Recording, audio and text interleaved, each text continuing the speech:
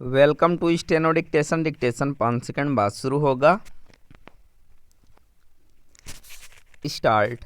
मतदाता सूचियों के विशेष गहन पुनरीक्षण यानी SIR के विरोध में सुप्रीम कोर्ट में जैसे तर्क दिए जा रहे हैं, उससे यही स्पष्ट होता है कि संकीर्ण राजनीतिक कारणों से इस आवश्यक प्रक्रिया में अड़ंगा लगाने की कोशिश हो रही है।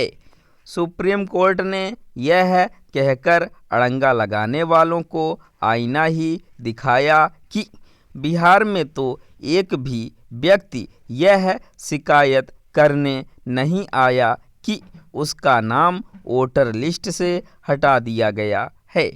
यह भी उल्लेखनीय है कि बिहार में SIR के समय कुछ खास लोगों के वोट काटे जाने का आरोप उछालने वाले भी ऐसे कथित पीड़ित लोगों का उदाहरण नहीं दे सके थे।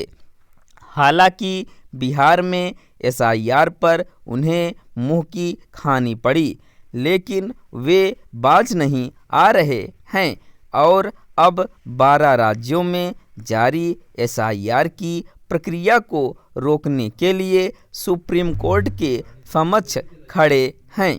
यह तब है जब SIR वाले राज्यों में करीब 65% फार्म भरे जा चुके हैं। इसका मतलब है कि लोग इस प्रक्रिया में भाग ले रहे हैं।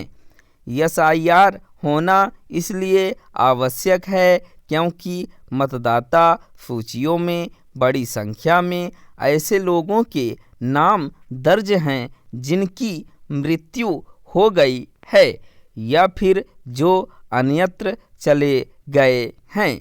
इसके अलावा ऐसे भी लोग हैं जिनके पास दोहरे मतदाता पहचान पत्र हैं। चुनाव आयोग SIR के जरिए इन्हीं विसंगतियों को दूर कर रहा है, लेकिन विपक्षी दलों को पता नहीं क्यों यह रास नहीं आ रहा है। वे मतदाता सूचियों में गड़बड़ी की शिकायत भी कर रहे हैं और SIR भी नहीं होने देना चाहते। यह अच्छा हुआ कि सुप्रीम कोर्ट ने यह स्पष्ट कर दिया कि SIR के दौरान चुनाव आयोग को दस्तावेजों की सत्यता जांचने का अधिकार है। उसे यह अधिकार मिलना ही चाहिए क्योंकि यह एक तथ्य है कि फर्जी दस्तावेजों के सहारे मतदाता पहचान पत्र से लेकर आधार तक हासिल कर लिए गए हैं। यह आशंका निराधार नहीं कि बंगाल जैसे राज्यों में बड़ी संख्या में बांग्लादेशी घुसपैठिए मतदाता बन बैठे हैं। उनके बांग्लादेश लौटने से इसकी पुष्टि भी होती है। यह ठीक है कि पहचान पत्र के रूप में आधार भी मान्य है, लेकिन उसे भी फर्जी तरीके से बनवाया गया हो सकता है। ऐसे में चुनाव आयोग को दस्तावेजों के सत्यापन का अधिकार मिलना ही चाहिए।